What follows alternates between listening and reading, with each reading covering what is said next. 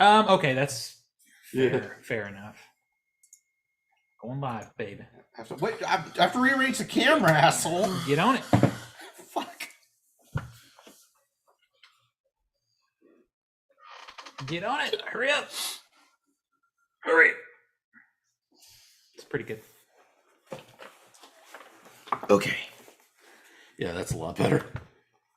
Okay. Yes, I know it's being live. Wow, we look really professional. I know. It's like we planned to do this shit or something. I mean, it's like the lighting and everything. Oh, yeah, because we have the lights in here. I should send them our view. That's funny. You should. Because it's a...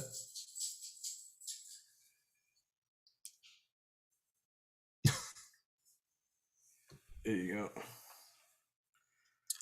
Oh, we got a place. Yeah, we What? signed Where? a lease on the house. Murfreesboro. It's over by their Costco. Oh, wow. Yeah, it's like When does- literally behind the Costco. We are moving in a little over a week. Oh, wow. Good for you guys. Everybody's packing up and shit. Like what day? The 22nd, Sunday the 22nd is oh nice. Yeah. Is when we're hopefully getting the big movers. So all the big stuff will be over on Sunday. We officially get in like On the 19th. Yeah.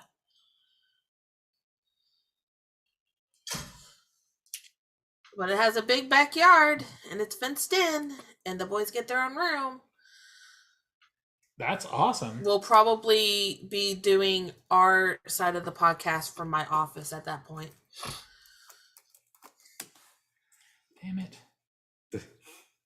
Yeah, but we have more office space, so that'll help. Yeah. And I'm thinking Can I maybe say something we could set mean? up part of it to be like a studio area. Something mean? Yeah, can I say something mean? No. I'm not going downstairs. Well, what do you want to say? Does that mean y'all's internet will be better? Hopefully. Hopefully. I need It's to funny. look into that. It's honestly funny because I think the last 3 podcasts there hasn't been any issues.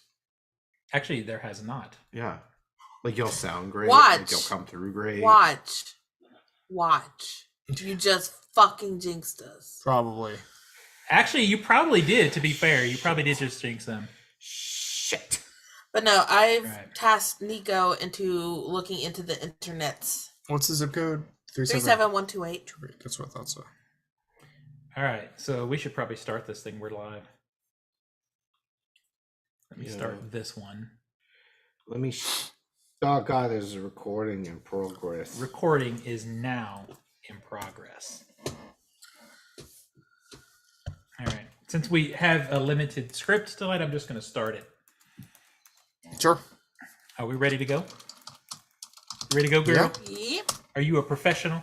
All right, here we go. Try to be. Wait, what are we doing? Roll with it. You'll be fine. Oh, okay. You'll be fine. I've done a couple of these, right? 1 or 2. Okay. Here we go. It's a Culture Smash cast, episode 597 for May the 11th, 2022. I'm Stephen Lackey, editor of CultureSmash.tv. Zach, that you're beside me? Oh my God. I know you're beside me, so I called you. I'm not last. I know. Well, I'm Zach Martin. I watch movies and play games and stuff. I guess you could say I'm a contributor to Culture Smash. This is what happens when you sit beside me. Yeah, this Nico? is why you never let him go second. Nicholas Qualls, contributor to CultureSmash.tv. And Tina Qualls, contributor to CultureSmash.tv. Nice. All right, we have a lot to talk about.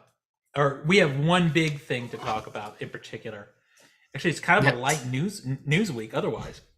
You say it's a strange thing to talk about? Yeah, could be. Yeah. But before that, special thanks to Skinny Mixes for supporting the Culture Smash cast. Skinny Mixes are coffee and dessert syrups that are 0 sugar, 0 calories, 0 to 2 carbs. Head on over to skinnymixes.com and try some of their syrups, such as white chocolate, salted dark chocolate, salted caramel, and the variety of cocktail mixes they offer, including the margarita, which is delicious. I also like the cranberry infusion for my cocktails. Use promo code CultureSmash for 15% discount on your order, and as I always say, if you spend $50, you get free shipping too. So it's a pretty good deal. So what did you guys do this weekend? We saw Doctor Strange in the Multiverse of Madness. Which I figure we'll get into that in a bit. We got some free Probably so. comics. Yep, The free boys comic got book day. the boys got a couple of hats from Multiverse of Madness rep who was out doing a marketing plug. Awesome. So I actually didn't realize it was free comic book day. It snuck up on me. What did you guys get? First Anything Saturday good? of every May. Yeah, it is. Yeah, Just- Marvel had like 3 different books, so it was a lot on their front. So they had one promoting their current Spider-Man and Venom books. They had a book promoting the upcoming Judgment War storyline, which is Avengers versus X-Men versus Eternals. They had Marvel Voices, which is to highlight a lot of like LGBTQ and minority voice like characters and creators. So they had a lot of stuff. DC had a book pitching their upcoming Dark Crisis event, and a lot of the other publishers also had a lot of other books. I got like the Ninja Turtles book. I haven't gotten through all of them yet because we got several. And wow. Free Comic Book Day is also a great opportunity to just go to your local comic shop and get discounts, because it's like Black Friday on a lot of comic shops. They will deep discount a lot of their books.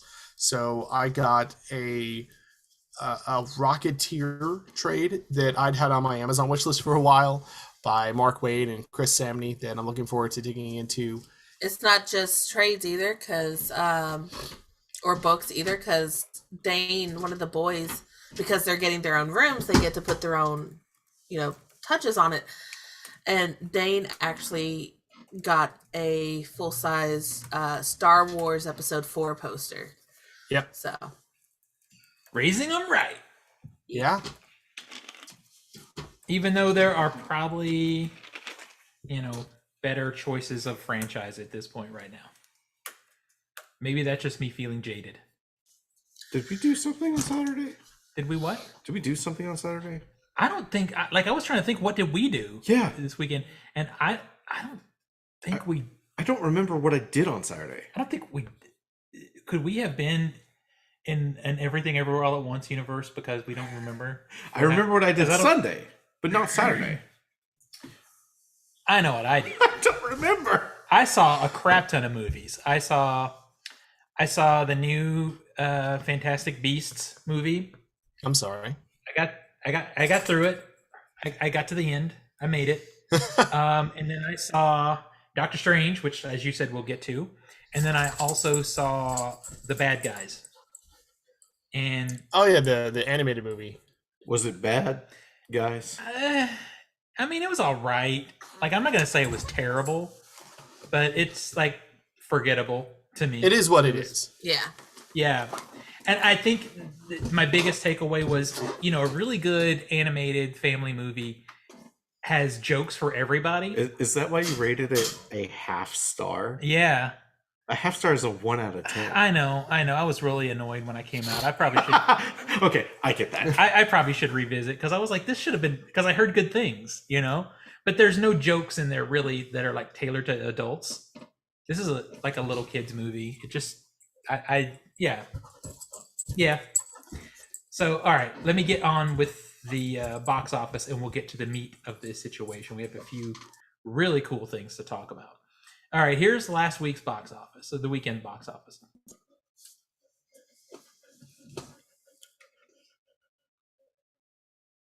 Yeah. This is Zach's fault. 100%. So our Zoom just crashed. Yeah, and Oh, I can hear you guys, but I Yeah. can't see you moving. that was weird. See, Zach? Well, This hang is on, your hang on. fucking fault. Well, hang on. Our recording was not converted. That's what happened. It converts after. Okay.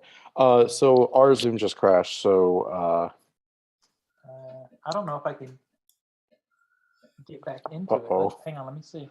not my fault. That was crazy. No, it's your fault. You jinxed us. It is Yeah. your I'm fault. getting all kinds of freaking messages. In other meetings, can I not? Yeah, recording. No, it's still Zach- going. Can I get into Well, it? the recording stopped, but it's live still, and Zach is the host. I'm the host. Join? Oh my god, I'm the host, you guys. I don't know what the meeting ID is. Well, it's joining a meeting. Did you send out the link via YouTube, via Google? I did. Then I sent it out in email. yeah, bring up that email because that's the. What the hell's happening? I'll be honest. This isn't the first, second, or third issue I've seen with Zoom in the past week. Last week I went to do a very important Zoom, and Zoom would crash. As soon as you joined anything, it would just crash. So I'm curious if the same issue's happening anywhere else.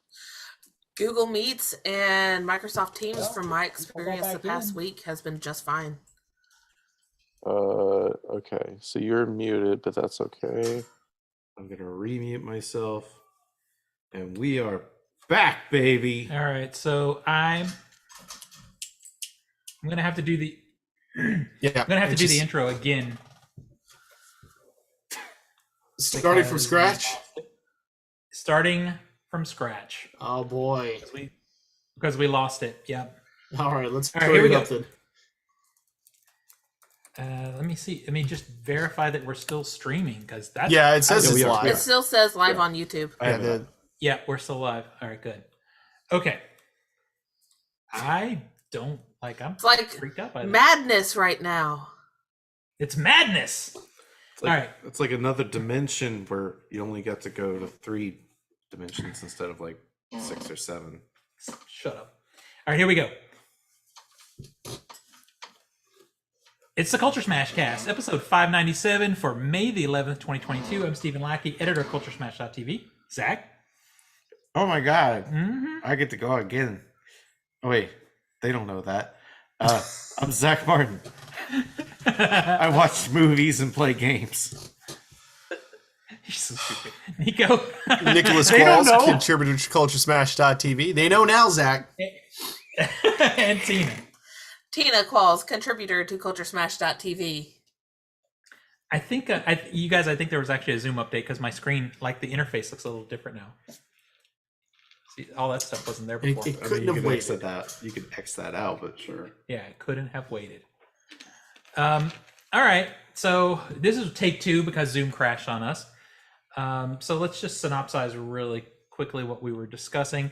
After I do the promo once again.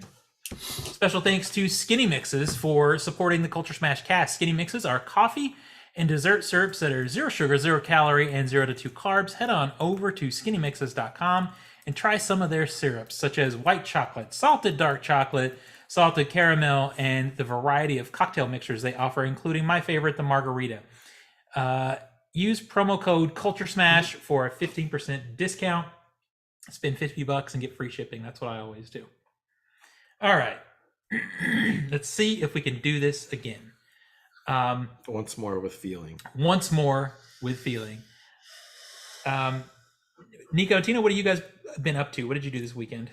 We saw Multiverse of Madness, which we will get into, and we spent Saturday morning doing comic book shopping. Yes, the first Saturday in May is Free Comic Book Day across the country. So every May, first Saturday, go get yourself some free books. We did that. We got several titles from Marvel had a bunch of books out. DC had a couple. A lot of indie publishers put out books as well. So it's a good opportunity to check out books from other companies outside of the big two. Also your local shops are going to have a lot of sales. It's basically a Black Friday day for them because they're going to put out some of the best deals they have all year. I picked up a Rocketeer trade written by Mark Waid and Chris Samney that's been on my wish list for a while, so I'm looking forward to digging into that one. One of our nephews also picked up a Star Wars The New Hope movie poster, so that's really cool. So yeah. And then I made sure we went to the library and got the new sweet-ass I Read Banned Books library card that Metro Nashville has been introducing. So updated. Whoa, what is that? What's that about? So, in light of I got the keychain one. certain school districts in Tennessee banning books like Mouse and other somewhat related content for schools to let kids read. There was this whole hubbub about like what can kids read and what can't kids read, and the library has the Metro Nashville Library. Yes, Metro Nashville Library has made pretty cool library cards that say "I read banned books," hopefully to encourage people to let their kids read. It's actually been a pretty successful marketing campaign. I've seen stories picked up on NPR, national NPR, CNN, other national sources, of course, local news sources as well, covering it. So if you want to get a new library card and you're in the Nashville area, you can pick up one of the I Read Banned Books ones while supplies last. They're also selling merch to help fundraise for the library as well. That says like I Read Banned Books. You can get shirts and mugs and things like that. Well, you know what? It works because now suddenly I want one of those cards. Yeah, and they have the yellow and red one and black one that Nico has. They also have a pink polka dot one that I have. And I've been using the library a lot lately because the library partners with a web app service called Libby for audiobooks. And I listen to a lot of audiobooks through the library that way. I think I have 6 books checked out currently, one of which is an audiobook. Yep. I'm not even kidding. I might have to go by there tomorrow because I want that. Can I get one that says I watch banned films? The Bell Corp should do that with their. They should. They should do that. That would be a good marketing campaign for them. Yeah. 100%. Because you know people there, Stephen. Get in contact. We know a few people. Yeah. Dude. I mean, they show Can Cannibal I get Holocaust. a T-shirt that says that? I'd wear a T-shirt that says that. Yeah. I'd wear a T-shirt that says either one. I read banned books or I watch banned films. They should do a banned films. Yeah. Like for the month of June. I agree. We've planned their marketing. That's what's happening. Dude, that would be bomb ass. We might have to mention that this Saturday. All right, so let's talk about the box office because we got some stuff to discuss. Choking a little bit over here, but we are going to deep dive into Doctor Strange. So if you haven't seen it, you may want to, revisit us next week. Yes. Number 10, Father Stu made $875,000. It's made $19 million so far. That's that Mark Wahlberg religious movie. Number 9 is Memory. It made $1.3 million. It's made 5.6 so far. That's the Taken with Alzheimer's movie. Number 8 is The Unbearable Weight of Massive Talent. It made another 1.5 million. It's made 16.4 so far. I'm the only one who's seen this, right? Yep. Yes. It's pretty good. I liked it. Number 7 is The Lost City. Yeah, it's good. The Lost City made 2.7 million. It's made 94 so far, 94.6 actually. I feel like that's a lot of money. Like you said, it's okay.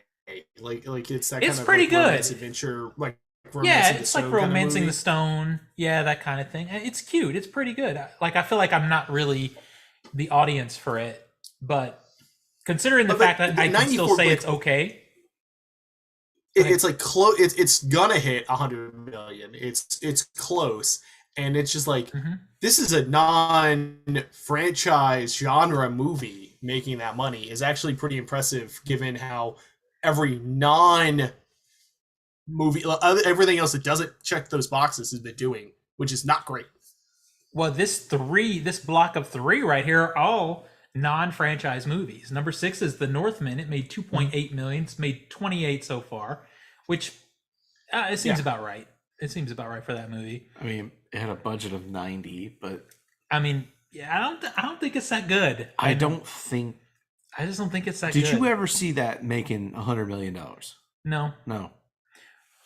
Well, I mean, you said it though when we talked about this last week. That part of the issue was COVID. It was COVID. Yeah. Number 5 is Everything Everywhere All at Once. It made another 3.5 million. That one's made 41 so far. Come on, baby, can we get to 50? I mean, it seems about right for this movie too. Although I think it deserves a lot more. Can we get to? I think it's going to get to 50. Can we get to 200? We'll get the 50. All right, number 4 is Fantastic Beasts: The Secrets of Dumbledore. It made 4 million. It's made 86 million so far. As I mentioned the first time we tried to record this, I did see that. It's a drudge. It's long, So let me ask you. but it's better than I thought it was going to be. So let me ask you. What was the Secrets of Dumbledore? Was he gay? No. Oh, Yes, that was it? but that wasn't really. No, that's the title. I know, but that wasn't played as a secret, really. Oh. Did they solve how is the secret how Johnny Depp now looks like Mads Mikkelsen? Right? Polyjuice Potion's a hell of a thing. You know what's funny though, as I was watching that movie, I was thinking, would Johnny Depp have been better in this role? And the answer is yes. Even though I love Mads Mikkelsen, but he doesn't have the same kind of gravitas that Johnny Depp would have in that kind of role. He's good though. He's fine because he's Johnny generally Depp good is and a stuff. bit more cartoony, and I think that fits. Yes, that's what I was thinking. Yeah, that's it. All right, number 3 is Sonic the Hedgehog 2. It made $6 million. It made 169. It's creeping up on $170 million. And Nice. I did not like it. Nice. Number 2 I don't is care The if you Bad didn't Guy. like it. It was 3 million away from winning the game. All right. I'd like to thank The Academy. the box Fuck office for really coming through. You owe the your last minute success for to you. a sparkly ass vampire. True. Yeah. But you take it. All right. Number 2 is The Bad Guys. It's made 9.5 million. It's made 57 so far. That's kids money or kids movie money. I think it's kind of bland. It's bland. Number 1, Doctor Strange in the Multiverse of Madness opened with $187 million. I mean, that's some pre-COVID money right there. Yeah. Yeah. That's That's back to 2019 money. let's mean, be there- honest, Nathan started off strong with this game. God, he sure did. This film ball is going to be interesting. So, quick question. How many people were in y'all screening? Fair amount. Yeah, it wasn't full, but it was a good amount. I would say probably like. I would say half, if not a little bit more than no. half. I would say like 2/3. Okay. Yeah, I would You say paid about more the same. attention. I half to didn't get up, 2/3. so. Maybe half. About 6 people. In yours? Yeah. You want to know what's Wow. funny though? I was so happy about that, though. I was so yeah, happy. I would be too. Although my crowd was fine in the theater. We had a good crowd. Our crowd was good. I think the most. There were definitely some comic book fans who were cheering at some of the, the good parts. There were people that knew their stuff, making some loud cheers. But the front row seats were just barren. There was no one Yeah. there. So what's funny though is when I saw Doctor Strange, maybe it was half full, I guess, and then I saw The Bad Guys afterwards. It was packed. That's like I'm up in the second row in the center, and I had people on either side of me. Yeah, Jesus. and it wasn't kids. You know, sometimes people push their kids Yeah, to the you front go two into a rows. kid's film No. and you get dirty looks from everybody. You're just like, I just want to see the fucking movie. Yeah, the people to the left of me were older than me. It was like Oh. packed. It was so weird. So this weekend is kind of a wasteland. The only thing we got opening is Firestarter, and there's no advanced reviews for it on Rotten Tomato. That's a sign of good quality. It's a sign. I'm going to see it because I have to for pushing 100, but I'm also interested in that John Carpenter score. I'm going to see it because I'm a Stephen King fan. Well, I like this story also. I agree. I like Firestarter. It's a good story. Okay. All right. So, I did put a couple of stories in here in case we have time. So let's just see how this goes.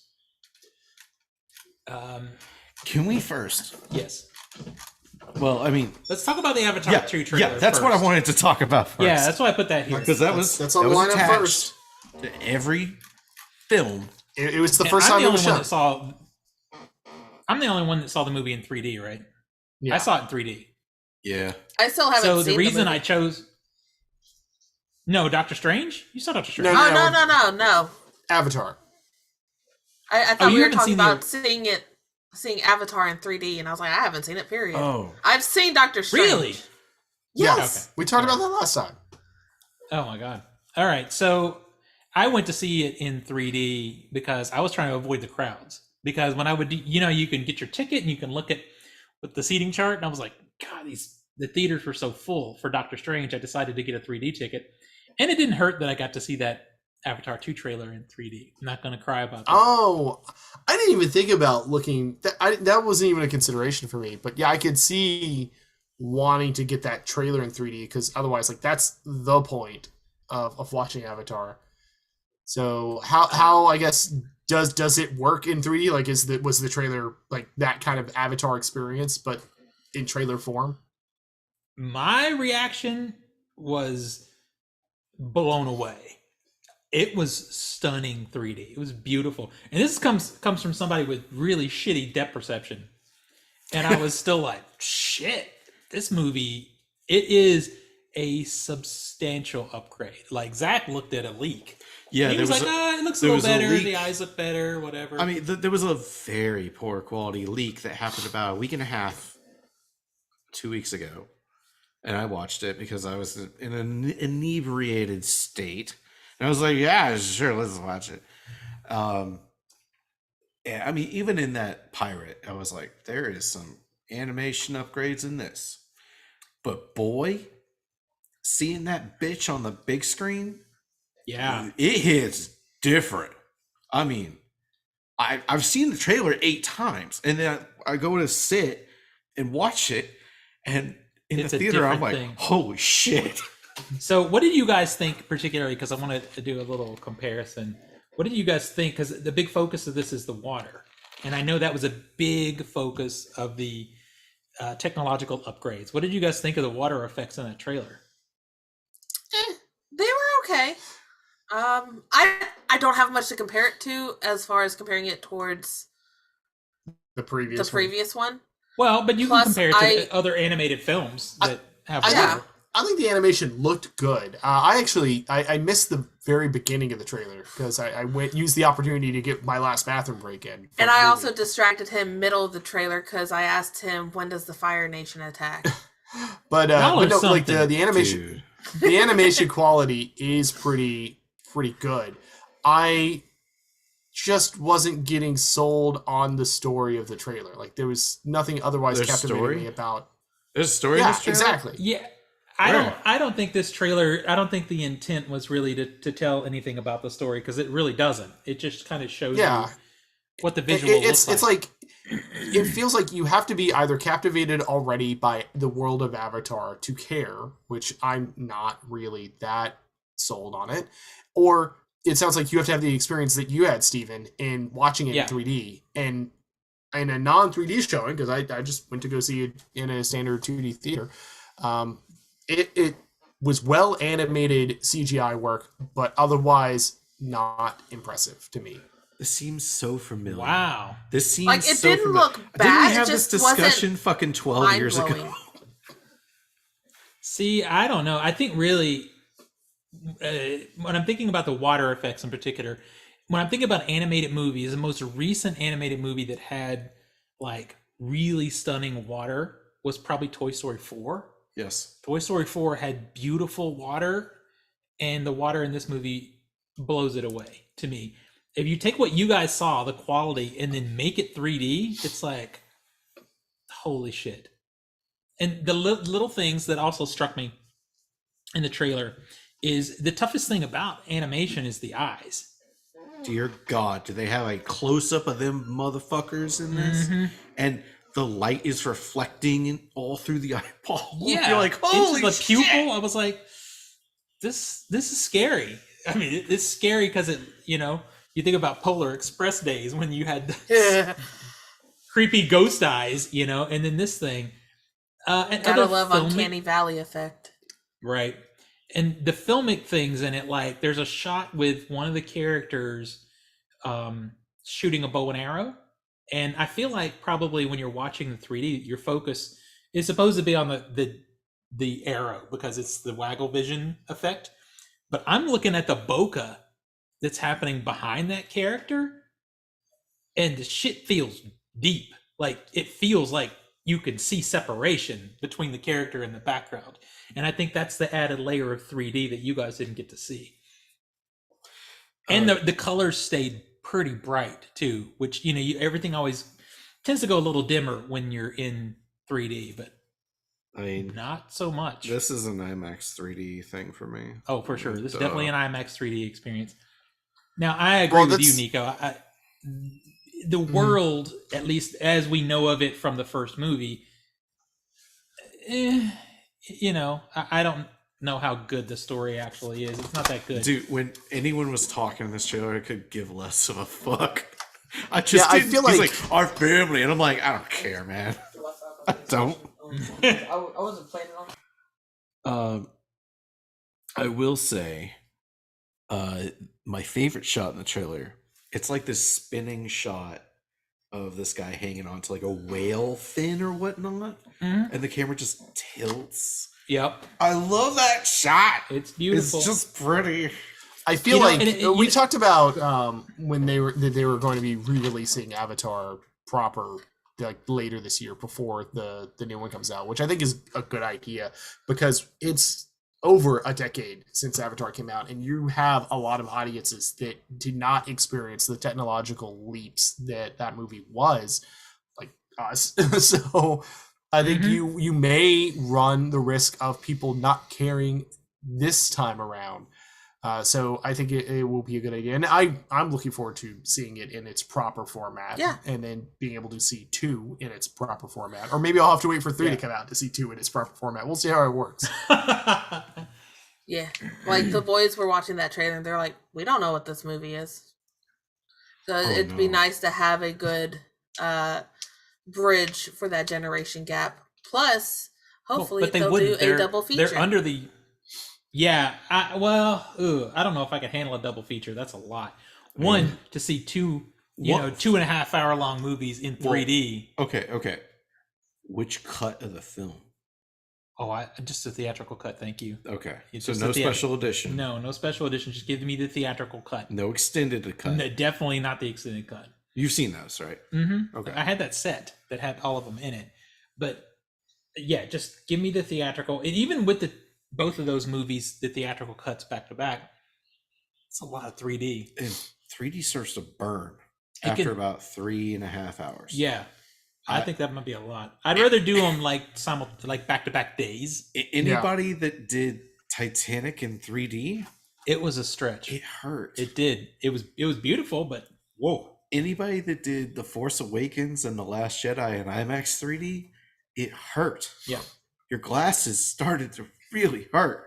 But now, as far as what you said about the boys, and you too, Tina, I guess, because you haven't seen the previous movie, not knowing what this movie is, I think that's expected. I don't think they expected anybody to be able to really get the story from this. It's like, hey, look how pretty this movie is. We'll show you a regular trailer in 3 or 4 months. I mean, That's what I think. I know what the story is, but Well, some of us don't.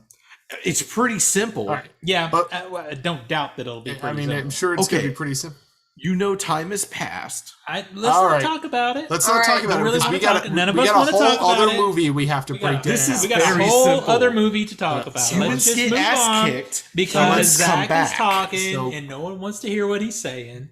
He's hoping Humans this get ass song kicked. Move on and Humans talk Zach's about come something back else. to song kick ass. multiverse Zach- in which he could actually talk Yeah. about this. But it's not this one. Exactly. And we're going to talk about that one right now. Doctor Strange in Spoilers the Multiverse for of Madness. Doctor Strange. If you are listening to this, yes, we are about to talk about this movie and spoil it. Now, I got really irritated over the weekend because social media was blowing up with spoilers. I'm like, what is wrong with you people? Yeah, Did It you? was it was bad. it's Yeah, that instant gratification. Well, like the weird. So one annoying thing is like Tina doesn't, but the three of us update our letterboxes for movies, and they had the full-ish cast list, including the spoilery cameos on the cast fuck? list Yeah. on Letterbox. So Well, and yeah, that's- John Krasinski was in this cast list. Jesus. Well, and I just showed Zach 2 headlines, one from Cinema Blend, and the other one was on IMDb, talking about the mid-credits scene. Talking about, well, we're spoiling now. Talking about Charlize Theron's appearance, and naming her character in a headline. And it was, and the Cinema Blend headline was super insulting because it said spoiler in the headline, but it was too late at that point. You had read the cast man. member's name. You'd read her name, and I was so happy going in not knowing that, you know, until I saw it. I was very thrilled. I didn't know a lot of the stuff that was happening in this movie. I feel like Agree. I feel like fucking Neo dodging bullets. I mean, I didn't get spoiled on anything. I felt shocked. Yeah, there was a lot of stuff that I had to swipe through really fast until I got into that movie because it was all over the place. And you know, it's one thing, like Everything Everywhere All at Once was really hard, and I'm not comparing these two movies because it is not a fair comparison, but most recently that one got spoiled pretty fast too. But I almost kind of understood it because that's a 10 out of 10 film and people are just so freaking excited to talk about it when you come out of it. So I kind of get that. Spoiler alert for my review, Doctor Strange is not a 10 out of 10 movie. So it could wait a couple of days so people can watch it, and then we can talk about the spoilers. Even then, you know me, I'm the spoiler. Do I know you? He dresses up in an outfit. Jesus, I would hope so. Yeah, that's true. But you know, coming out of Everything Everywhere All at Once, to this day, if people are like, should I see it? I'm like, don't look up anything, just go. Yeah, it's, for me, that movie is one cut of the dead levels of don't talk about it. You just can't. I think, you know. So I think it's part of the trying to difference do her is taxes. Go see it. part of the difference is like the whole thing about Marvel movies in particular is it's such a big part of the cultural zeitgeist. Is it's the water cooler movie. You come out to talk about the movie that you just saw. Yeah. But that's different when it's a news site like Cinema Blend you're talking about, putting it in the title of the headline. It's like I can't avoid that, and putting it in the title of the headline, not even a full week. Yeah, no, it's very awful to see that, but it's but I do know where it's coming from. But yeah, I mean, there's a lot of stuff in this movie that's very spoilery. Like it is a fan servicey movie in the kind of the same respect that No Way Home was, but it does it not to the like big centerpieces quite to the same level, although there are big centerpiece ones, so that there's a lot in here that could easily be spoiled, and some of these may have extended ramifications over the entire MCU. Like, well, I'm pretty sure Patrick Stewart is not going to be Professor Xavier in the eventual MCU X-Men, but he exists in the MCU X-Men. Man, I have so many thoughts on that. I do have a hot take, though. Yeah. Go ahead. No, I was going to say, Ansel Mount, the guy who played Black Bolt in the ABC Inhuman show. Yeah. He's Boy, this that Black was Bolt. funny seeing him there. Yeah, and he was in a much more accurate costume this time around. Yeah, but he was great. He had one line in the whole movie. It was great. So I actually think, so Zach and I talked a little bit about the movie already, and he keeps trying to compare it to Everything Everywhere All at Once, and it's not, you can't compare those two movies. Yeah. Look. It's like, I told him it's like comparing two road pictures. Just because they both have cars and roads doesn't make them the same. Look. It's an unfair comparison. It's not an accurate comparison, but what is an accurate comparison is if you want to compare this movie to Spider-Man No Way Home. That is an accurate comparison. Yeah, but okay. So like, we just had a film come out about multiverses. We've had 4 or 5 films about multiverses in the last handful of years. Great. Well, the most recent one to come out, Spider-Man was also about multiverses. We've had 2 Spider-Man movies about multiverses. Okay. Yes. Okay. So the most recent awesome one, we went to like 5 or 6 different multiverses. And then this big budget movie comes out about multiverse in the title. And we go to like 2 or 3. Well, we're going to get to that. But what I was going to say that I think is kind of... I can't help but look at that and go, well, this isn't as good as that little art house film. But they're different. You got to compare this one to other superhero movies that stay in the right genre to me. And if I compare this one to Spider-Man, which I've really been thinking about a lot lately because I think that is a fair comparison, I think this one's better than Spider-Man. I think so. here's the thing. I think Spider-Man has particular character beats because of the characters it's bringing in that are really strong and hit well on an emotional level for a lot of people that are nostalgic for those Sam Raimi movies. And overall, though, I do think that I think at this point, Doctor Strange is a better full sum of its parts movie compared to No Way Home. You can walk into this having not seen any other film and still enjoy it. Whereas if you go into Spider-Man, you need to see those others. Yeah. I don't know if that's true, but Tina, go ahead. I feel like Spider-Man has, to me, a better main character thread. Like, for me, it felt like Doctor Strange was a secondary character in his own movie. But Doctor Strange knocks it out of the park with all the side characters and the villain storylines. To me, those feel better than Spider-Man. What I mean fair. by It's a fair comparison, I think. I mean, what I was talking about was I don't have to go and see other film franchises from my childhood to get this. Yeah, that's the thing. You at least need to have some awareness of X-Men and WandaVision. No, you don't have to have. You understand who X-Men is. Awareness. But the only time it to me it is at its worst is when the musical score literally goes, "Hey, remember the X-Men from the '90s? We're gonna play that musical theme." Okay, and it's like, well, so this is my point. Which on wasn't that. even And the it's same. Yeah, I've kind of leaned in comparing the two is because as the more I look at Spider-Man, which I really liked, but I've started to really sink into the fact that if you pull the nostalgia out of that Spider-Man movie, if you pull that nostalgia out, there's not a lot of story left in that movie, you know, where the nostalgia beats that happen in Doctor Strange are there. You could take them out and you'd still have a multiverse story that's still pretty cool. Yeah. And that's, I think that's why. Go ahead. Yeah, I think you're right on that. I think Spider-Man had a different function in trying to basically capstone what was becoming 20 years of Spider-Man story. My webcam is frozen. Can you guys hear me? Yeah. Okay, that's Yep. weird. Oh, yeah, here. But yeah, basically it's a capstone of 20 years worth of Spider-Man stories. face. But Tia looks so fucking done right now. That's true. But whereas Doctor Strange is just its own movie. It's not trying to basically tie threads from other movies or anything together, except previous Doctor Strange movies.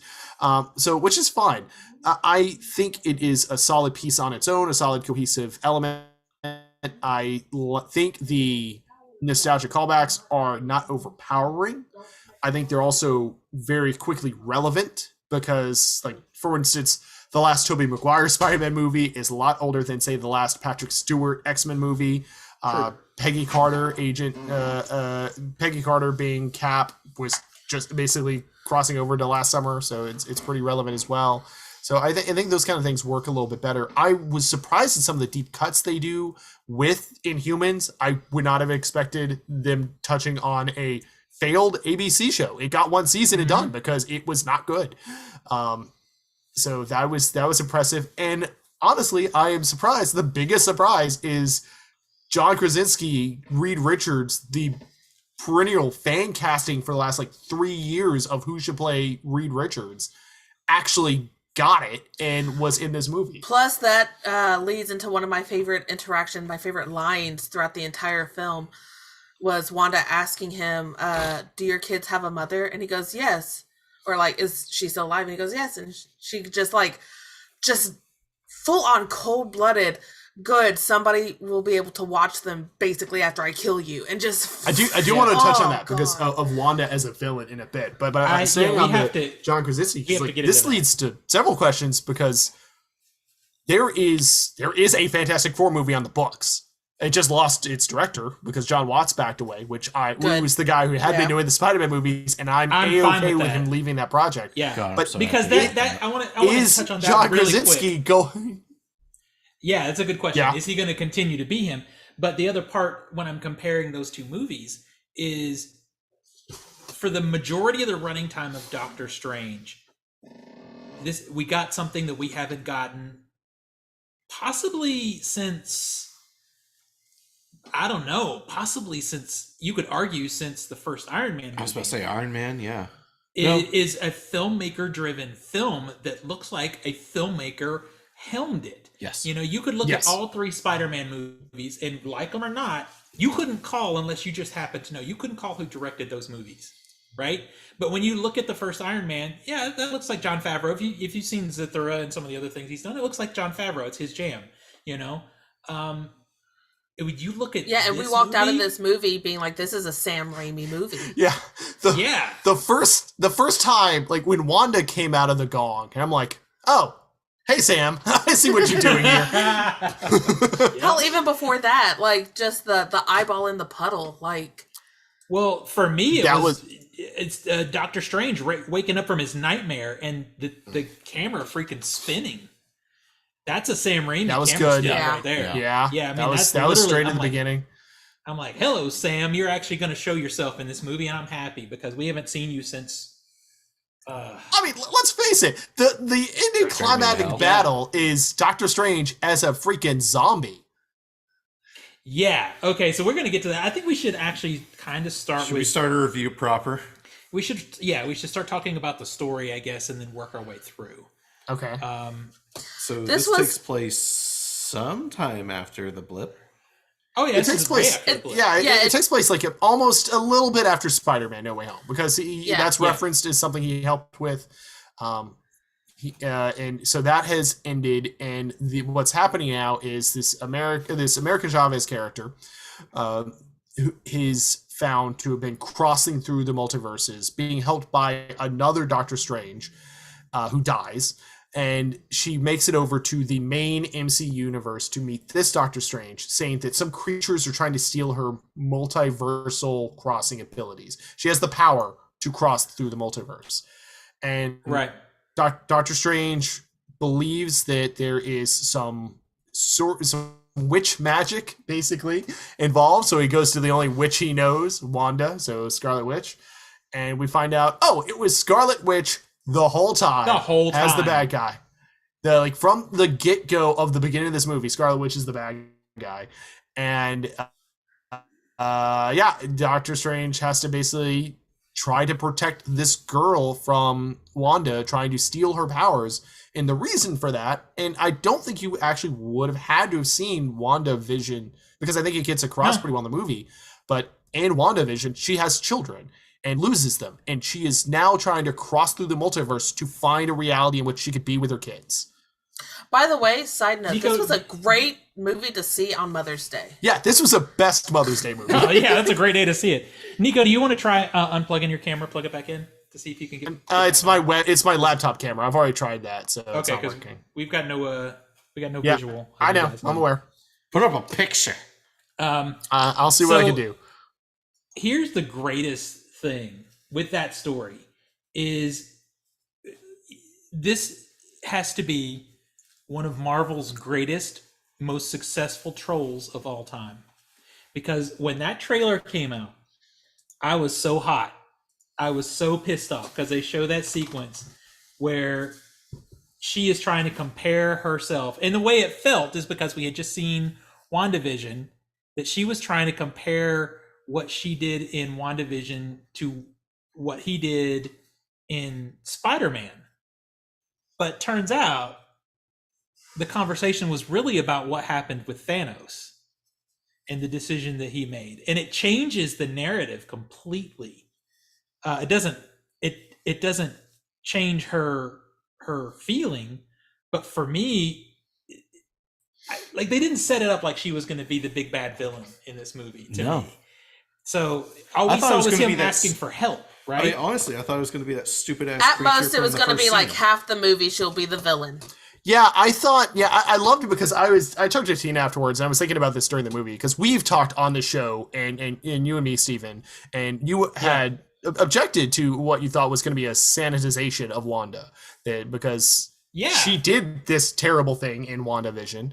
Is she just going to be all forgiven? And you're right. It seemed like in the trailer that was possibly something that was going to happen. And it's like, oh no, Wanda goes further off the deep end. And it's not that it's not just that she's forgiven. It's just Doctor Strange goes to her not caring because that's not what he's looking for right now. And Wanda's like, well because what he feels is a bigger, more important thing to deal with at that point in time. yeah. He was right. It's just the thing he had to deal with was Wanda, and he didn't know. Also, I love that. Go ahead. I love that revelation, like how they revealed that it was Wanda. Of just that simple slip up of she knew America's name, and like they're walking for a good minute afterwards until finally Doctor Strange stops and she walks a little bit further. And she realizes there's a lull in conversation, and she's like, "You never told me her name." And he goes, "Yeah, I know. I never told you her name." I didn't. It's like, boom. That's. I noticed that. I didn't notice it until after, until he said that. Yeah. I was like, oh shit. Yeah, I got upset. I was like, well, this is some bad writing right Yeah. here. And then they approached it, and I was like, at that moment, I don't cheer in theaters really, but I wanted to because I was like, oh my god, they made her the villain, and for me, she ends up being one of the best villains in the MCU. Yes. Her villain. Oh, she's terrifying as a villain. Well, but not just terrifying. Yeah. Terrifying. Thanos could be terrifying, but she's complicated. She's You can dealing understand with where she's coming from. Yeah. Almost, you want to almost be on her side, but at the same Which time, is you're a like, good you're villain. fucking insane. Yeah, you could sympathize. Well, and you also like. Go ahead. They kind of do give an out a little bit with saying like the Darkholm is this corrupting influence. So how much of Wanda as the Scarlet Witch being evil is the Darkholm having manipulated her mind, and then how much of it is just Wanda being broken? But Wanda is definitely a broken person. I mean, she was broken in WandaVision, and then she was broken even more after the end. It makes sense that she would snap in this way, and. So they do have wiggle room if they want to redeem Wanda or do something with her in the future. Yeah, okay, I fine. think they have to redeem collapse on her, but they could. Bit late. Yeah, She's kind of fucking dead. I don't think so. No, They have to redeem her. No. We did not see a body or a funeral, so she is not. It's dead. also a multiverse. It's okay. Yeah. We know the multiverse version of Wanda had powers too, so it's okay. It's fine. But however way they want to do it in this movie, she was a thrilling villain. Yeah. She was captivating. She was someone we could connect with because the thing that she wanted was definitely understandable. She was scary. She was very murdery. I like that, like, things died in this movie. Like, there were ramifications. Like, she just slaughtered. Her whole It was slaughtering dark. of the Illuminati was. Well, we're not going to go there yet. Hold on. Hang on, you be jumping ahead. All right. So yeah, Wanda goes to try to get America from Doctor Strange, and all of the Earth's sorcerers, they're basically convened to protect her, and she demolishes all of their safeguards, and in order to try to protect, and kills a lot of them, and tortures them. But the Minotaur lives. The Minotaur lives. Yes. The Minotaur lives. I like the way she did it. Was set up in previous films. It's not just she pulls this new power out of her ass. No, it's like we've seen her do this shit before. Yeah. Here it is. She could do it. Well, and this is a situation where, as tiresome as some aspects of this giant universe, this MCU that's created can be, she's such a cool villain because we can think back to the first Avengers movie when she lost her freaking brother to a bullet, right? And then she gets accused for killing a lot of people in Sokovia. She's been through a lot of shit, and it broke her. And for sure, the Darkholm corrupted her. But she was already broken enough to go there to begin with. It's kind of like, like a drug addict or something. You're at the bottom, and you go and you do fucking something a whole lot worse. And that's a couple that's of what things she did. with what you just said, Stephen. First off, it wasn't the first Avengers movie; it was the second. Okay, And third, all right, she didn't kill a lot of people in Sokovia. It was like Uganda or something. But anyway, oh my God, Tina, Whatever. you just get you Steven just got owned. But yeah, anyway, It has happened before. Yeah, it's true. But then basically to escape that, America and Doctor Strange escape with America's powers through the multiverse. Which America cannot control. At this point. Spoiler, she does eventually. But they fall into another multiverse where they meet the Illuminati, which comic fans are familiar with the Illuminati concept because it's basically the top leaders of the superhero community, including Doctor Strange. In this universe that they go to, it's their Sorcerer Supreme, which is Baron Mordo. Yeah. Who is inherited after Strange was killed. Yeah. Which I'm a little disappointed because Iron Man should be part of the Illuminati and he's not. Yeah, but he's not in that universe, so I get that. But also Black Bolt, which is Ansel Mount, the guy who plays Black Bolt in the one season of Inhumans on ABC's show. You have Patrick Stewart showing up as Professor Xavier. You have the actress who played Captain Brie Larson's friend in Captain Marvel, her pilot Monica buddy. Rambeau. Yeah, it's not Monica. It's from Monica's mom because Monica is in WandaVision. But yeah, her last name is Rambeau or Rambeau, something like that. Basically, they swap places, and she is Captain Marvel in this world. Who else? Haley Atwell, Peggy Carter is Captain Carter, just like the coming right show. from What If. Yeah, and then the big one was John Krasinski as Reed Richards. Yeah. Mr. Mr. Fantastic. That was the big, like, that had a lot of people cheering in our showing. And I'll be honest, he was the only character of that group outside of Patrick Stewart, because Patrick Stewart is that character. Yeah. But he was the only one I'm like, I want more of this guy, because the chemistry between him and Strange was great. Pretty great, yeah. But he seemed the thing.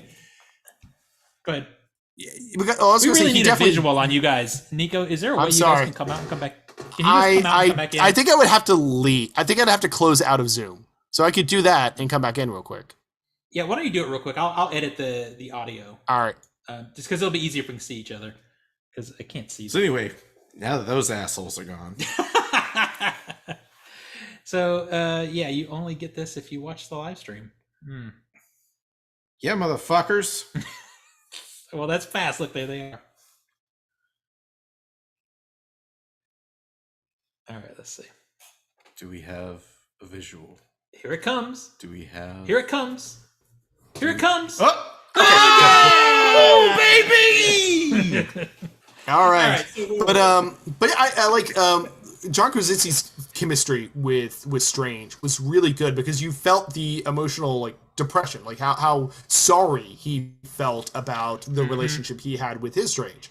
We find out through the Illuminati meeting that their Strange fell victim to the manipulation of the Darkholme, and they had to kill their Strange, but they lied about it to the public so that Strange seemed like a big hero, which is why their universe does not have a Doctor Strange.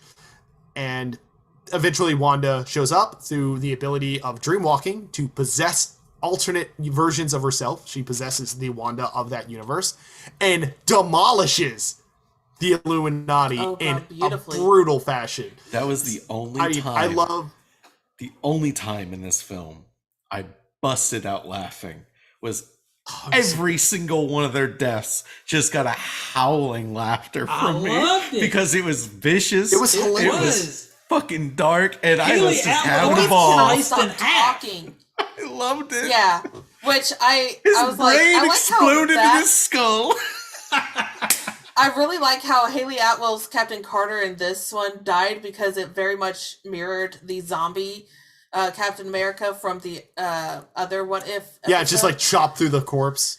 I liked that. I really, the Black Bolt one was just beautiful. The boys cannot stop talking. my God. It was beautiful. The Professor Xavier one was terrifying. The whole bit where they were inside Wanda's mind and this cloud of red mist just consumed him, and then she popped out and just twisted his neck, which happened in real life. And too. the thing is, she didn't just like instantly twist it; she kind of like caressed it and then twisted it. It was So creepy. that whole sequence is Pure Sam Raimi. It's Sam Raimi. No one in the end, no director in the MCU, as much as I like some of the other do like some of the earlier directors, could do it the way he did it, that sequence.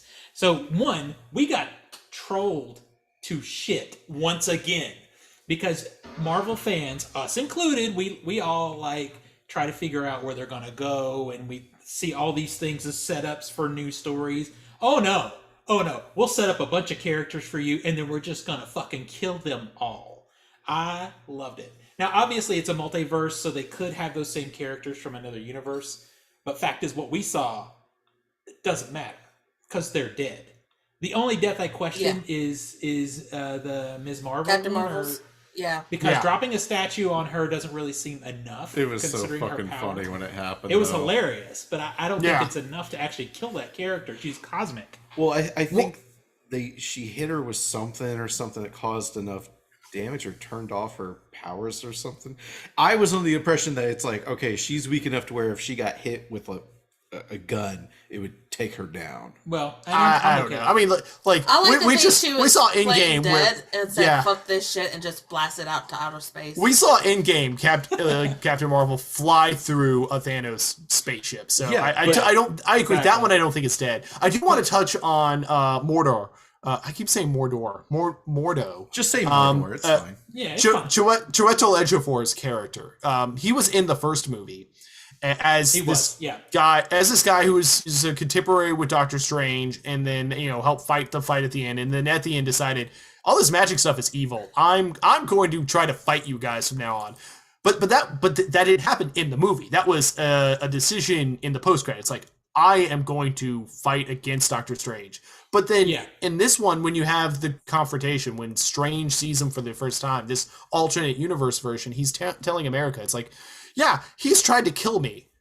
This isn't something that we've seen, which means there have been Doctor Strange adventures that we haven't seen in the movies, which I love. I just love the building of the world where that it's not all the important stuff isn't just the stuff we're watching, which is something that comic books are really good at too. So I love that was a thing.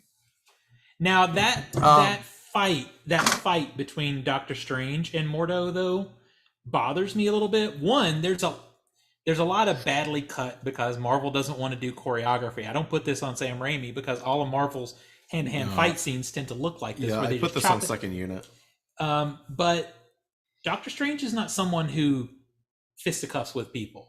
That didn't make a lot of sense to me in the way that Mordo ended up being disabled just because he fell in a ditch. It wasn't even that deep. I mean, it wasn't that deep. Yeah. But the fight was just over at that point. It And he's was yelling at especially him supervillain style. Yeah, especially when it was like cutting back and forth between the really thrilling Illuminati massacre scene. Yeah. And then just to keep going with the movie, they escape. They team up with their universe's version of Rachel Adams' character from the first movie as a way to Palmer, Dr. Palmer was a really neat way to kind of like send her off in the franchise. Like, okay, we're done with this. Here's why we don't have to explain ever dealing with this character ever again. And we're going to get to it later, but there's another love interest for Doctor Strange on the way. Yeah, and that's and which is why you have to write her out. But they escape. No. They escape to another universe, and it is they basically what happens is Wanda gets America, gets back to the regular universe, kicks Strange and Palmer off into a universe that is collapsing because a multiversal incursion has basically destroyed it, and they meet another Doctor Strange there, who is basically also corrupted by the Darkhold. Strange needs it to get back, and they have an amazing barn fight with musical notes. Okay, so we were talking about this earlier. These big CGI fights are what kind of expected in a big Marvel summer movie, right? Yeah. And this is one of those situations where I just want Marvel to fucking learn something from picking a director like this. Sam Raimi knows, okay, I've got to do this big CGI fight. Well, let me put my stamp on it. So let's use some old torn up pianos and creepy looking stuff and create CG from that and hit each other with freaking musical notes. This is Sam Raimi putting his stamp on a Marvel fight, and I couldn't have loved it more. I loved that unique look. It was you knew this was a director doing this. This wasn't done. That part wasn't done by a no name. You know, this guy had a vision. I loved it so much. Yeah. Really good. There was no vision in this movie. Tina. He got referenced though. Basically, He got referenced. Our Strange wins. He uses the Darkholme of the other dimension to dream walk into the main Marvel universe. Okay. The reason is because there is a dead corpse of Doctor Strange in that universe. He uses it to possess that corpse in his universe. This got really To then dark go for a fight lot of one. people. It did. Yes. He had to Really? fight.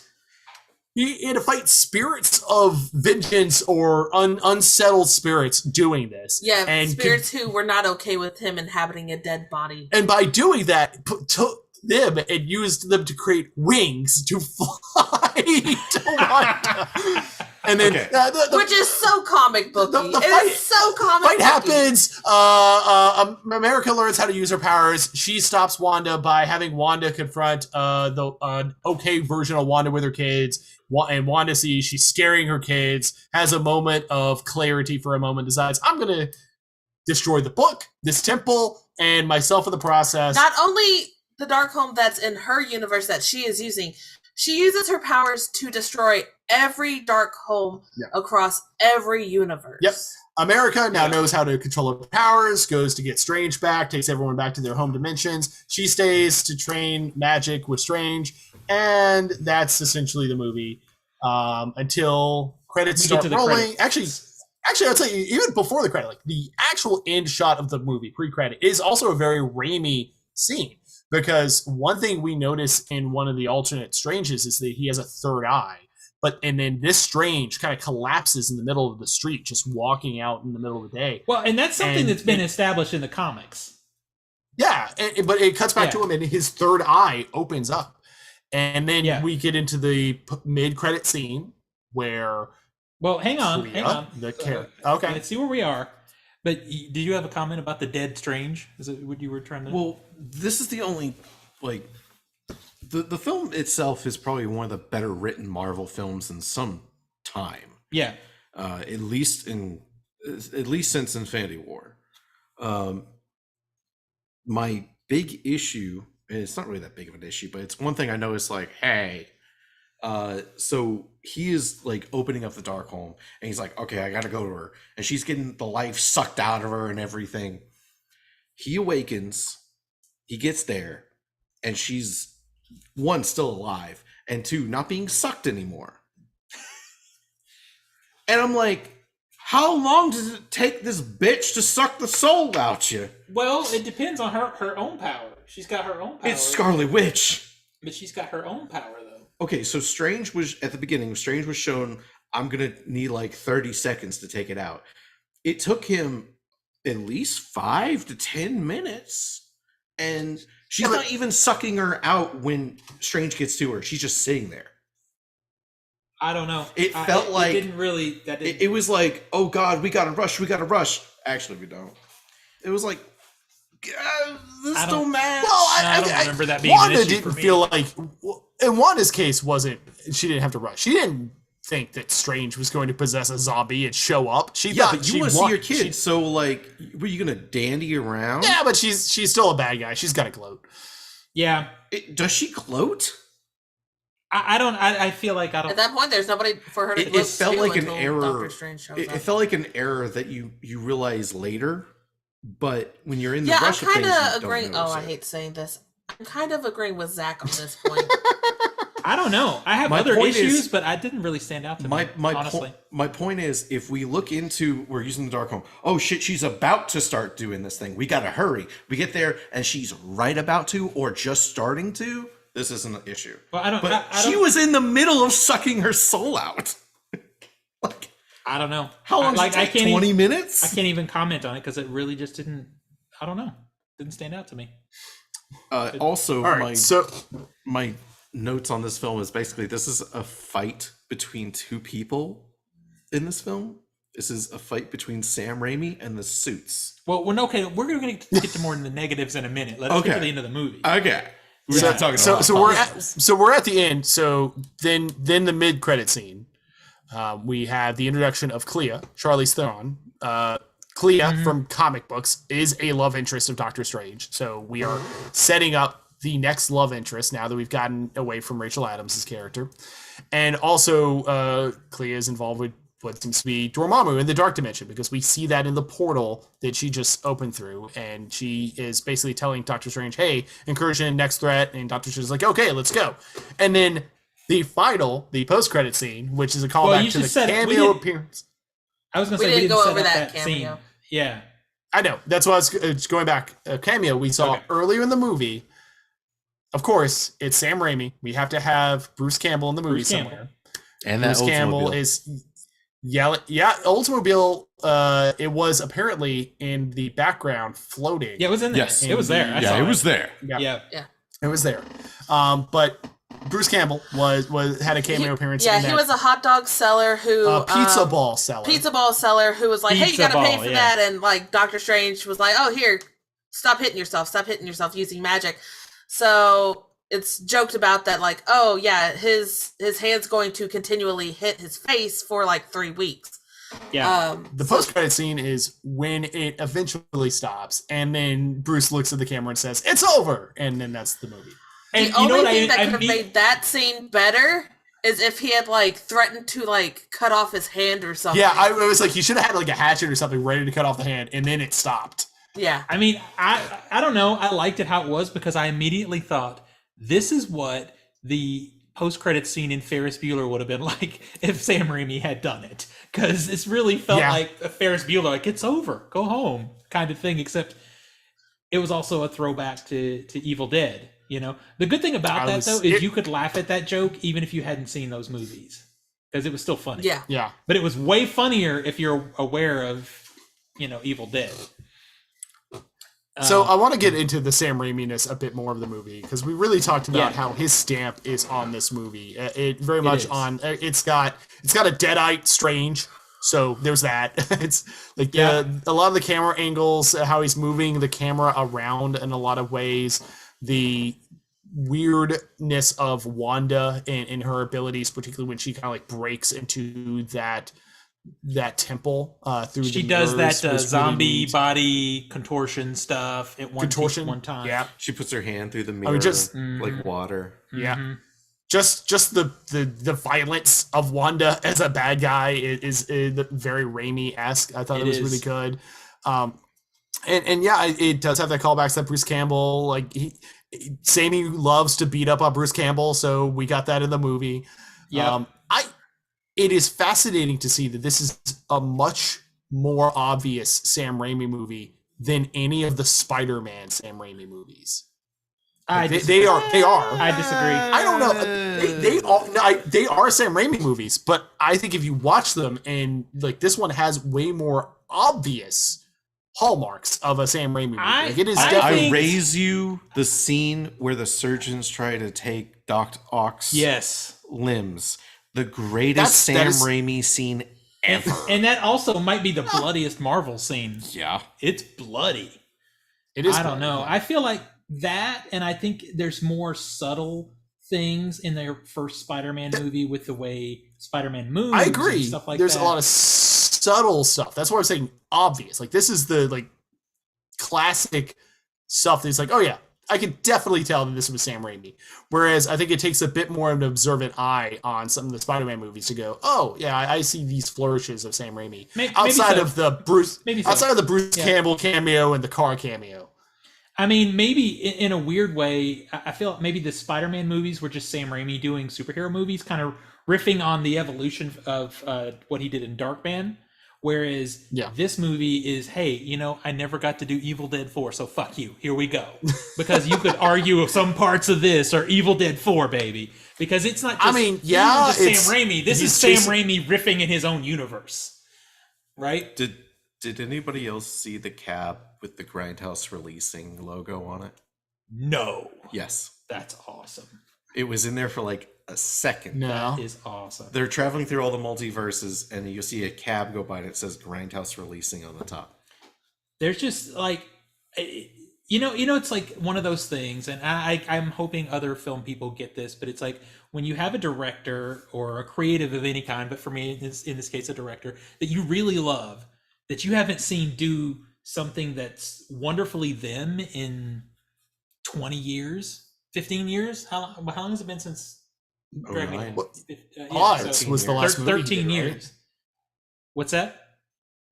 Wasn't What movie? You Oz said Great and awesome, Powerful the Great last and movie he did? Powerful, Oh, but I would disagree on that one. I didn't even watch that, so I couldn't count. That it. movie It was has terrible. a few moments, but it's Well, it's- okay. Well, then it still plays into what I mean. Like last great thing, Drag Me to Hell. I think is his Yes. last great thing. So it's, Yes. it just I felt so energized seeing Sam Raimi do something really cool again. It's not perfect. This movie is very far from perfect, but damn, it's so cool. This is like as close to an auteur kind of film that Marvel will ever get. And- This is as close to a let's get a kick-ass director with a strong vision and do a film for us, and they sure as hell did it. And you notice that we've been just glowing about the sequences where it's Sam Raimi being Sam Raimi, Mhm. and when the film is not Sam Raimi, I'm going to disagree with you on part of this, but go ahead. it is not that good. Uh, It's not that it's not good, but it's just okay, so you changed When your the film words. 'Cause clicks the other in day you gear- said this to me. You're like, those parts that aren't Sam Raimi are boring. yeah, That's them what you sitting at the said. table discussing multiverses because we all fucking know what it is at this point because we've had 5 films already about this shit. We know. Okay, I know that, but It's like killing but Batman's parents. but We know. But wait, I appreciate the fact that it could be a one shot for somebody because it can, and you have to have that shit in there in order for it to be its own movie. I have no issue. There with were that. also Go ahead. well, there are also this movie specific bits that they had to introduce, like the dream and how that ties in, because that is an important aspect of the movie. The whole dream It's a huge walking aspect of it, and America going. I don't have alternate universe versions because I don't dream. It's like that is a foundational aspect of how the multiverse works in this movie. So Yeah. you have to have a little bit of expositions there. For sure. I don't have an issue. I do agree with though. the There are boring, slow bits in the beginning, like leading Yeah. into like the wedding and stuff is kind of slow. But once it picks up, like once Wanda snaps, like once that Wanda reveal happens, it's on rails, going strong the whole way. Well, and you know what? Part of some of those boring bits, like there's a bit where they have to set up the watch to remind people about the watch. The payoff of the watch is kind of something I hate in the movie, like where they use the watch as a key to open that safe. Well, it's lucky she happened to have it fucking with her. Yeah. Pull it out Yeah. of her asshole and give it to That him. one- That part that one was kinda weird, annoyed and me. That part doesn't annoy me that she had it. The part that annoys me is how well it fit into that like metal underground safe lock. And it's like this like looks like to be old and worn underground No rust. bunker. And like the door, like its paint is peeling on the spinning wheel, and the key is this really fancy watch fits right in. It's like that's a little. I mean, okay, fine, he's magic and he could have magicked it up, whatever. But I think the callback to him, like at the end of the movie, and actually fixing the watch, I think that one I think is a nice touch. But I do that was agree nice. on the watch is the key. Yeah, so it kind of bothered me, but what I will agree with what you're saying though is there are definitely scene to scene switches that you can see that are either second unit, ordered by the franchise, or ordered by the MCU because they had to be in there for connectivity. Yeah, it felt like the suit stepped in and said, Yeah. excuse me. And I also feel like, because he even said this in an interview recently, that they had to do some reshoots to clarify the story a little more. I feel like we may have lost a little bit in a few places. Like they pulled this out and replaced it with something a little bit more Some story ADR line. driven. Yeah, there was a lot of ADR So going I feel on like in there's this. probably a few places that happened as well. So you can see that sort of punching back and forth between Marvel in their required stuff versus Sam Raimi just saying, fuck you, I'm doing a crazy ass movie. I for the most part, don't have issue with it because it comes together as a story at the end. It shockingly comes together. It does. It does. Pretty well. And for the most part, it comes together as a Sam Raimi story at the end. Mm-hmm. It does. I would say as much as of the Marvel-y, requirements that are in there, I think I give the movie a 7.5 out of 10. That it's like That's exactly Literally yes. what Nico and I gave it over dinner. Yeah. yeah. All right, Zach, But- be different. All right, 6.5. Fuck you.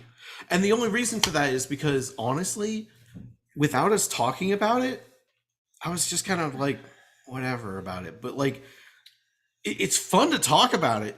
I don't know if I'll ever see it again. Oh, I will, because I find this movie. I will, Like, definitely. I just love Sam Raimi though, and I have such limited movies of his that are really great that I get to revisit. And now I got another one, and it's got a superhero that I actually really like in it. That might mean my score might change, but I mean, I was at a 6 earlier. So there are issues though that bother me. Yeah. So this dream walking thing, I want to talk about that for just a minute, because the way this works is Wanda can go into other universes inhabiting only Wanda, right?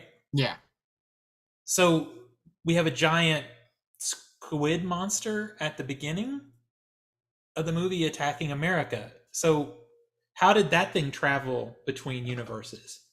And how did she make it do it? Did she inhabit it?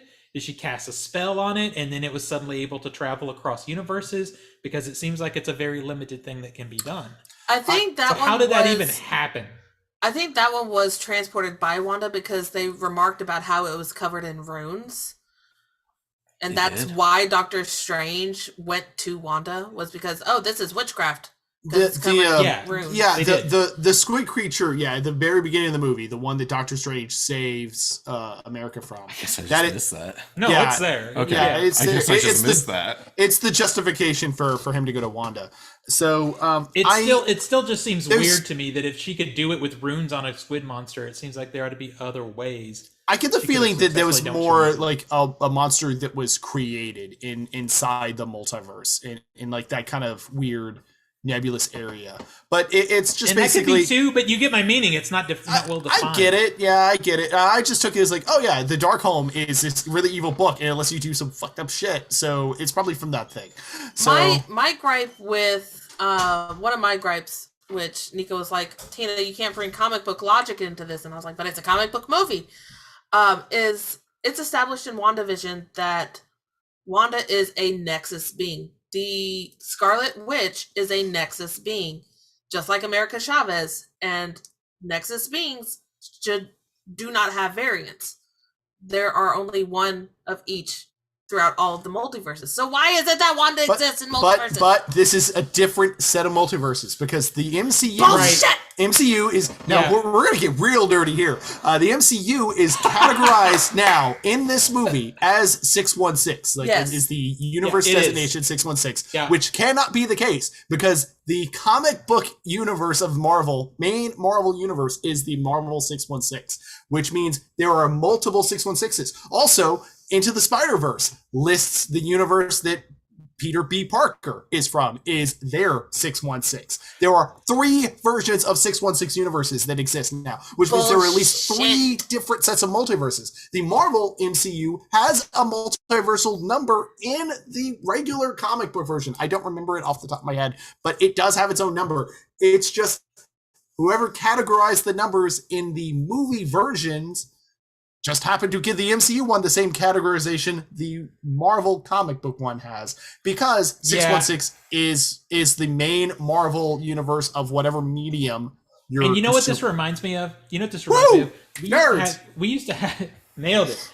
We used to have this same kind of discussion about Star Wars when Mike was on the show, and Mike would always say, "Well, that's not how it happened in this book or that book," and I'm like, "What happens in the books? I don't care what anybody says. The books are a different world than the movies because That's what happens in especially the true movies- now.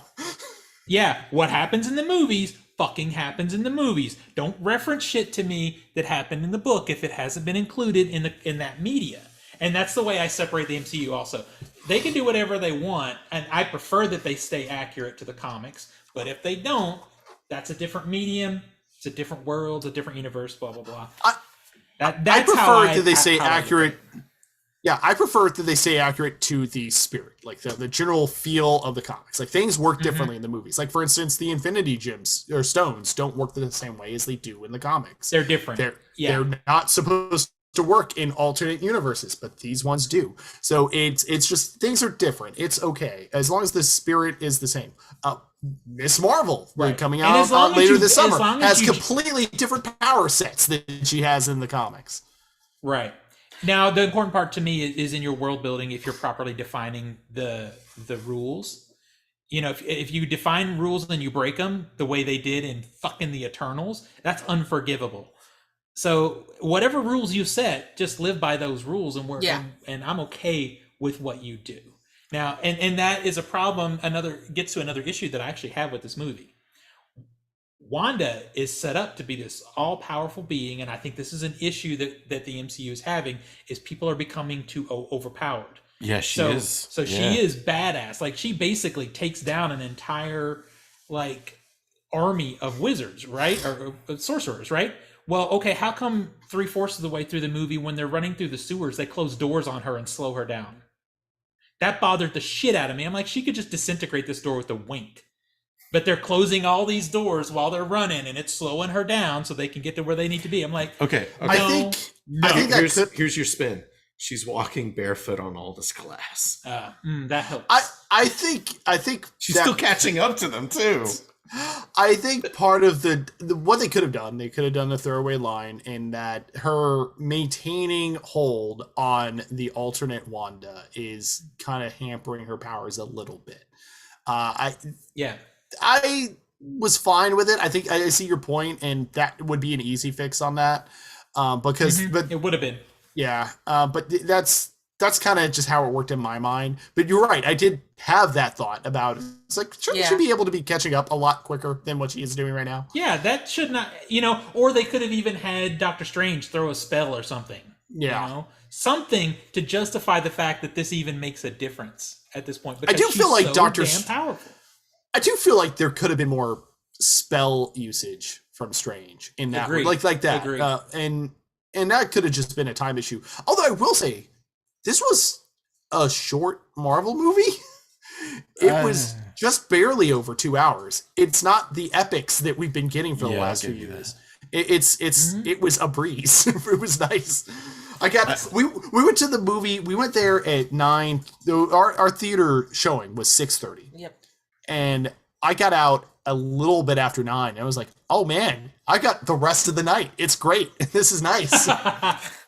So it felt breezy to me, but keep in mind, I had just watched that fucking Fantastic Beasts movie that felt like I was drudging through quicksand the entire time I was watching it. So anything would have flown by at that point. I do have one point that I'm so glad you mentioned Into the Spider-Verse. Yeah. Because Marvel just copied the ending of Into the Spider-Verse again, which is bad guy wants to visit alternative reality to get family. Yeah. He gets to alternative reality. Family sees him, and they're scared of him, and he gets all sad, and it's his downfall.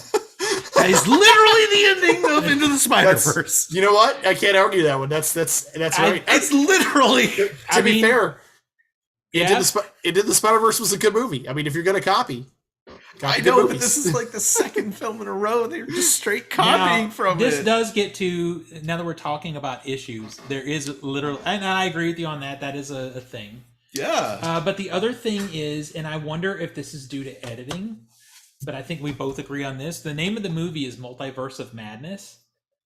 There's And like 3. They really don't go to many madness multiverses. They breathe through, aside from them being transported that first time and going through like a bajillion at once, it's you like you 12 have for two. like a second and a half each. Yeah, it's like, where's the madness? Where's the madness? It's not mad enough. Like I expected it to be crazier. I expected also to be bigger changes other than, hey, and a green light in this world is actually a red light. Yeah. I'm not expecting hot dog fingers. I'm not. But like some kind of crazy something. Though. Yeah. You could have had hot dog fingers. Yeah. I'm not expecting Ratatouille. Okay. Yeah. Spoilers. Although Rocket. Actually, it's Disney. They could have done Ratatouille. Yeah, they could. They could have. That would have been amazing. Yeah, Can- and I think in the end, that one's kind of a minor complaint because the movie is plenty of fun. But I did expect to see more bizarre craziness. It was kind of fun, at least for a second, to see him go animated. That was kind of fun. Yeah. Seeing the scene that we've seen in the trailers fully realized where he breaks apart. That looked very Sam Raimi to me. That's like, hey, if Sam Raimi's going to do CGI, this looks like something he would do. That was pretty cool. But yeah, as far as them visiting a lot of crazy multiverses, I was hoping for more, and we didn't really get that. Yeah. I guess we'll just have to have more money next time. Yeah, I think they'll get it. I think they'll get more money next time. I think they'll get it too. But yeah, it's so funny because I really have not liked anything in the proper MCU. We were talking about this the other night, and I did not include Spider-Man because for some reason I never include Spider-Man when I'm thinking about the MCU. It's Sony. Because it's Sony. It feels like Sony. But it'll dip its pinky toe into the MCU. Yeah, but it's not head first into the MCU. In it. Yeah. So I often don't include it, but everything else I've seen, Shang-Chi, the Eternals, all that stuff, I haven't liked anything. Yeah, So this I is was so hands happy. down the best MCU movie since Infinity War. Yes. And the crazy thing is the more I think about this movie, I need to revisit it more. But because there are better movies, when you go overall, there are better movies in the MCU. Oh yeah. Infinity War is a better movie than this one. But this might be right up there in my favorites because it's so unique.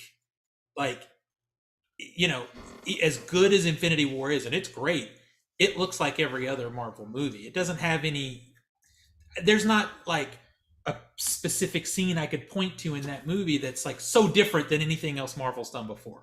There's bigger scenes, of course, but whether it's different. But this movie, like for somebody who's like, got one foot in the art house world too, I'm like, yeah, thank you for giving me something with some cool camera moves and some vision and uniqueness. It was so fresh feeling to me. I just loved it so much. Man, and now you'll just have to seriously wonder if Marvel had just swallowed their fucking pride and let Edgar Wright do Ant-Man. 100%. Because this is the right direction to go. Yeah. Yeah. This is how they should be doing it. Yeah, I hope they learn that lesson. I'll be curious to see if Raimi does Strange 3 or what happens. God, on I that wish. front. I don't. I want him to do something original. I would like that too, but I would like him to do. He could do something original and then go to Strange 3. Okay. Yeah. I mean, he could do the Takeshi Miike form of filmmaking. I don't want Marvel paid for him to do something weird in original. That's I don't want actually to have to wait 12 fucking years for another Sam Raimi movie. But he please. hasn't done it anyway. What has he been doing? Producing Blumhouse movies that suck. That's what he's been doing for On the last TV handful and of producing years. television. And Ash producing versus- TV. Ash versus Evil Dead. Yeah, which He did one episode. It's all right. It's not. I don't think it's that good. Honestly, it's all right. But yeah, it's like I came out of the movie, and so we should talk about before we get too much to the end of this. We should talk about the Charlize Theron Cameo. Could give a fuck. cameo because that's going deep to me. If you're not a reader of Doctor Strange, you don't know this character. But I don't. yeah, Well, and it calls back to the end credits or the mid credit scene to the first Avengers. Like nobody knew who Thanos was. And if you can also go back to mid credits, the mid credit scene in Eternals. I don't know. No one argue. knows who the hell Star Fox is. So Okay, Star I know who Fox. Star Yeah, Fox is. I didn't even realize. I know who he- Star Fox is. You get you Peppy. bring up. I get, knew it. I Slippy. fucking knew it. I fucking knew it. Falco.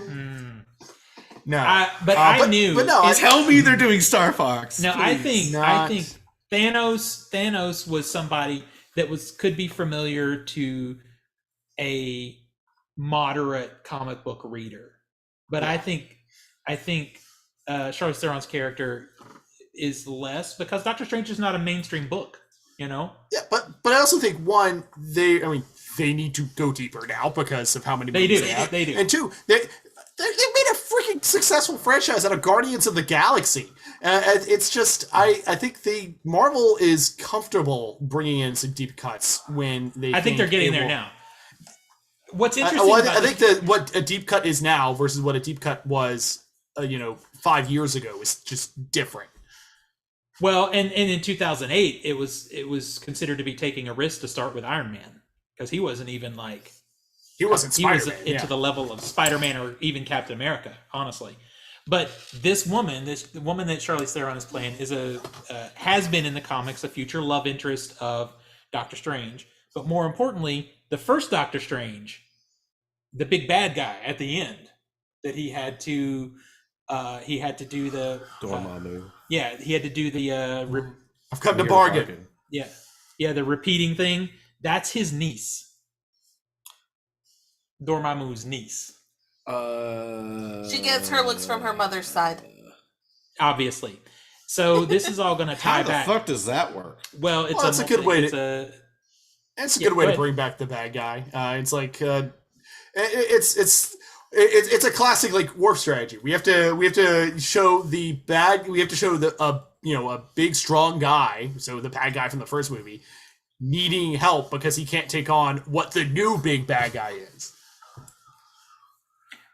Exactly. So and that's one.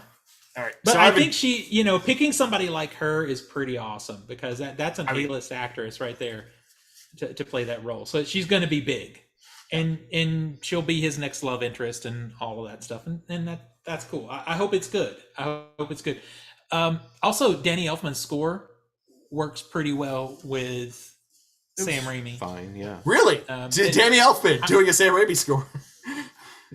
Right. I feel like it works. I would like to have something, like Avengers that's like you hear 3 notes of it and Yeah. But in the heat of the moment, it all seemed to work. Yeah, Doctor Strange doesn't have a theme. Yeah, I don't think so either. He could use it though. He needs something. He needs his own splash page. Damn it. So I have a dog that probably Captain wants America to go has its own theme. outside. So I have a pup that probably wants to go outside soon. So we should probably get this going towards the end. All right, let's do it. All right, so I know that we're all at 7.5 except Zach, who is wrong. Yep. Hey, But, if in a few years it's I on come the up, I can say I'm wrong. If in a few years you get to come down, I get to say I fucking told you so. Hey, we're all on the positive side of the spectrum. That's the thing that matters. Well, and you want to know what's funny is I'll eat my words if I'm wrong, but because this has such a Sam Raimi vibe to it, I have this sneaky suspicion I'm going to like it better with age. Because I'm going to get softer on the negatives because I love the positives so much.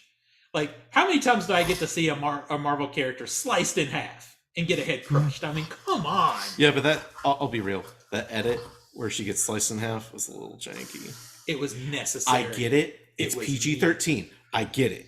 It was still that janky. said, I didn't even talk about that, but I have to say it really quick. There's some cool fucking edits in this movie. Yeah. This has got some of the best edits of a Marvel movie. There's a match cut in there of the Scarlet Witch. That scene is fucking cool. Fuck, that's a good edit. Like I came out of my seat for a second when that happened. I was like, holy shit, that was beautiful. So And it cuts back and forth, and I'm like, hot damn! That was like, yes, baby. That's Sam Raimi right there. I love it. I'm happy. All right, this week on Blu-ray, if you want to buy something, guess what? There's a shitty movie called Uncharted. It's on Blu-ray 4K and in a steelbook. Fuck that movie. An even worse movie is Dog. Fuck that movie. I saw that too. The Cursed is good to the last 15 minutes, then fuck that movie. Cursed Collector's Edition is a Christina Ricci werewolf movie. You don't gotta fuck it, but it's not that good. Jurassic Park, The Lost World, and Jurassic World are all out in individual 4Ks, which wasn't before. They were only out on a box set. Yeah, so that was shit. Now you can get them individually if you choose to. Or if you just want one. Friday the 13th is out in a steelbook, but that's part 3. I think I forgot to put that in there. The Alfred Hitchcock Collection Part 2, a bunch of his shittier movies, is out if you want that. Shadow of Doubt is out in 4K, and a movie I've heard is good called The Beta Test. That's your movies. Nico, do you know what the comics are? I have been working on our house, so no, I have not had a chance to look at the comic list. But go to your local comic shop; they will likely still have some free comics. I was gonna say, get some free so, comics. Yeah, go pick up those books. A lot of good titles. Prepping for stuff that's coming out, or just sampling stuff from third-party distributors. So it's really good. And yeah, just support your local comic shop, and also check online.